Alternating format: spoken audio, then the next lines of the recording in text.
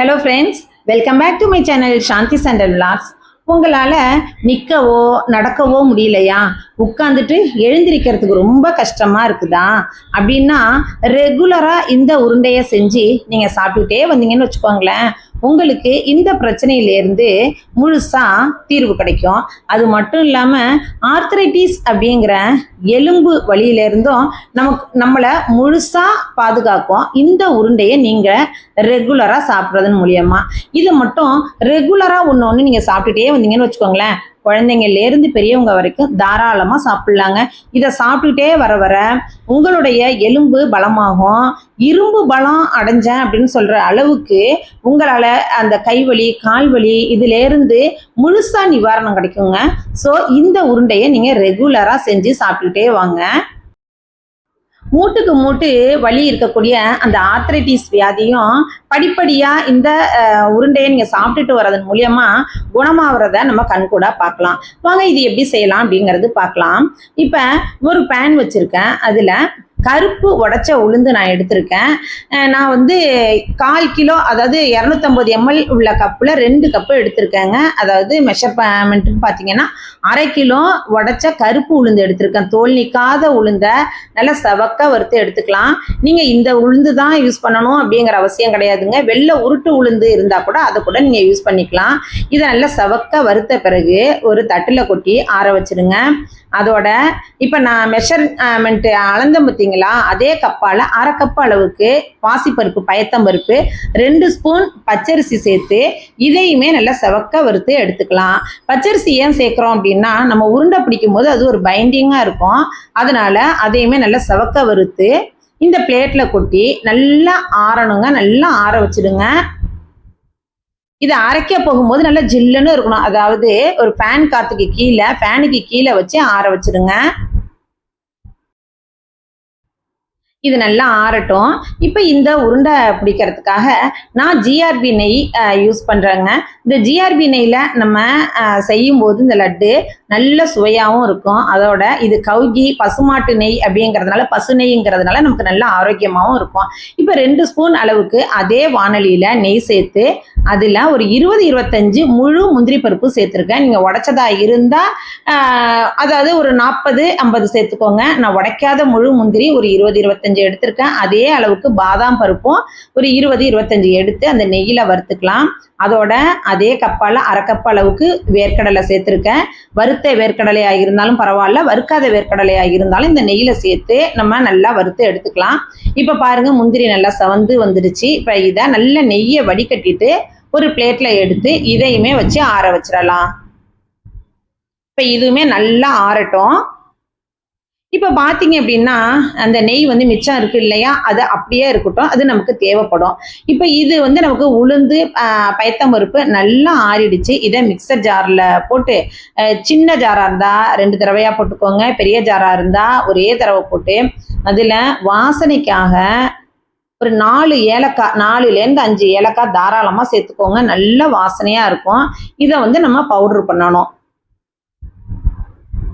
இதை பவுட்ரு பண்ணுறது அப்படிங்கிறது வந்து நல்லா நைஸாக பவுட்ரு பண்ணுங்க. ஆனாலுமே நம்ம மிக்சியில் அரைக்கிறதுனால ஒரு நரநரப்பு தன்மை இதில் இருக்கும். ஆனால் அது நல்லா தான் இருக்கும்.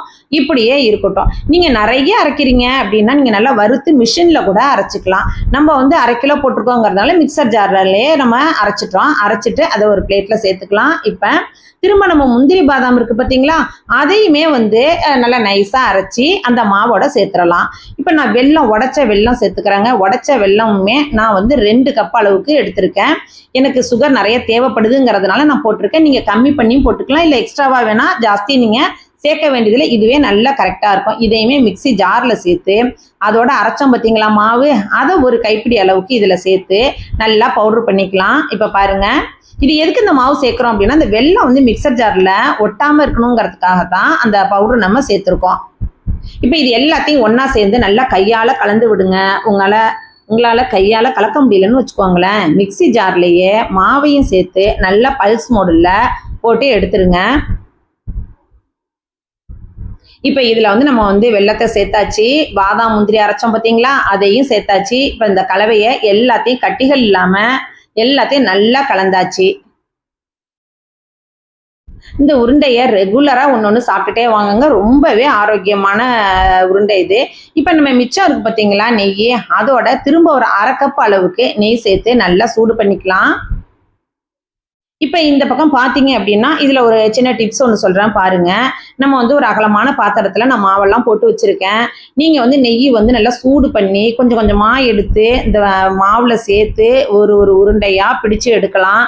இல்லை உங்களுக்கு அப்படி தேவையில்லை, நெய் ஜாஸ்தி ஆகும் அப்படின்னா இப்போ நான் அடுத்து ஒன்று சொல்கிறேன் பாருங்க. அது மாதிரி செஞ்சீங்க அப்படின்னு வச்சுக்கோங்களேன், நெய் வந்து நமக்கு அதிகம் தேவைப்படாது, ஈஸியாக உருண்டையும் உருட்டி எடுத்துடலாம். இப்போ என்னன்னு பார்த்தீங்கன்னா, நம்ம நெய் வந்து சூடு பண்ணி வச்சிருக்கோம் இல்லையா பாத்திரத்துல, பேன்ல, அதுலயே இந்த மாவை கொட்டி நல்லா ஒரு தடவை ஒரு நிமிஷத்துக்கு நல்லா அந்த நெய்யிலேயே கலந்து வர்றது மாதிரி சூடு பண்ணி விடுங்க. ஏன் அப்படின்னா நல்ல உருட்ட வருங்க. ஏன்னா வெல்லம் சேர்த்துருக்கோம்ல, அதெல்லாம் கொஞ்சம் மெல்ட் ஆகி நம்ம வந்து உருட்டுறதுக்கு நல்லா உடையாம சூப்பராக வரும்.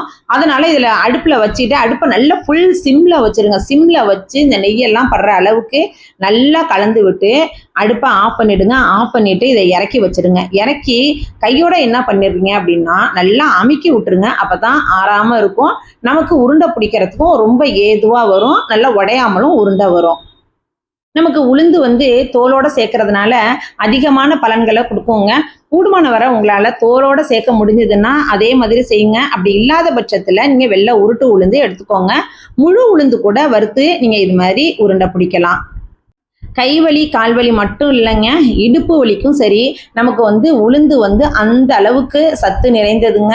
அதனால் தாராளமாக குழந்தைங்களுக்கு, முக்கியமாக பெண் குழந்தைங்களுக்குலாம் நல்லா தாராளமாக கொடுங்க. நீங்கள் வெல்லம் தான் சேர்க்கணும் அப்படின்னு இல்லைங்க, பனங்கருப்பட்டி சேர்த்துக்கலாம், பனங்கற்கண்டு சேர்த்துக்கலாம், நாட்டு சக்கரை சேர்த்துக்கலாம். ஒயிட் சுகர் மட்டும் அவாய்ட் பண்ணிடுங்க. இது எல்லாத்தையும் சேர்த்து இப்போ உருண்டைகளாக பிடிச்சி எடுத்துட்டோம் அப்படின்னாலே சூப்பரான சத்தான உருண்டைங்க நமக்கு ரெடி ஆகிடும். இதை ரெகுலராக நீங்கள் வந்து டெய்லி ஒன்று இதை சாப்பிட்டுட்டு வந்தாலே போதும். நாளடைவில் உங்களுக்கு ஏற்படக்கூடிய அந்த எலும்பு வலி, முட்டி வலி, முழங்கால் வலியிலேருந்து முழுசாக விடுதலை நமக்கு கிடைக்கும். இதை தாராளமாக நல்ல வெளியில் வச்சு 1 மாதத்துக்கு தாராளமாக நம்ம சாப்பிட்லாம். அதனால் நிறைய செஞ்சு நல்ல கண்டெய்னரில் வச்சு மூடி வச்சுட்டு ரெகுலராக ஒன்று சாப்பிட்டுட்டே வாங்க.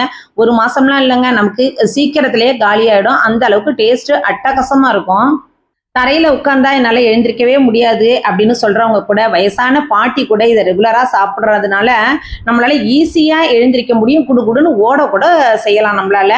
அந்த அளவுக்கு ஹெல்த்தியான உருண்டைங்க இந்த உருண்டை. இதை நீங்கள் உருண்டைன்னு சொன்னாலும் சரி அல்லது லட்டுன்னு சொன்னாலும் சரி, எப்படி வேணாலும் வச்சுக்கோங்க. சூப்பரான இந்த உருண்டையை செஞ்சு சாப்பிட்டு ஹெல்த்தியாக இருங்க. இந்த உருண்டைக்கு அரைக்கும் போது தேவைப்பட்டால் எள்ளு கூட சேர்த்து வறுத்து அரைச்சி நீங்கள் உருண்டையும் பிடிச்சிக்கலாங்க. ரொம்ப சூப்பரான இந்த லட்டை பாருங்க, உடைச்சி காமிக்கிறேன். எவ்வளோ சாஃப்டா இருக்கு பார்த்தீங்களா? கண்டிப்பா இந்த லட்டு ரொம்பவே ஈஸியா செஞ்சிடலாம். அதே நேரத்தில் ரொம்ப ஹெல்த்தியான உருண்டையும் கூட. இந்த உருண்டையை செஞ்சு சாப்பிட்டு பார்த்துட்டு எப்படி இருந்துச்சு அப்படிங்கிறத மறக்காம கமெண்ட் பண்ணுங்க. இந்த வீடியோ உங்களுக்கு பிடிச்சிருந்துச்சுன்னா லைக் பண்ணுங்க, ஷேர் பண்ணுங்க. புதுசா பாக்குறீங்க அப்படின்னா சாந்தி சண்டல் விளாக்ஸை சப்ஸ்கிரைப் பண்ணிட்டு பாருங்க. உங்க ஃப்ரெண்ட்ஸ் அண்ட் ரிலேட்டிவ்ஸ்க்கு நிறைய ஷேர் பண்ணுங்க. இதே மாதிரி நிறைய வீடியோஸ் நம்ம சேனல்ல இருக்கு, போய் பார்த்துட்டு எப்படி இருந்துச்சு அப்படிங்கிறத கமெண்ட் பண்ணுங்க.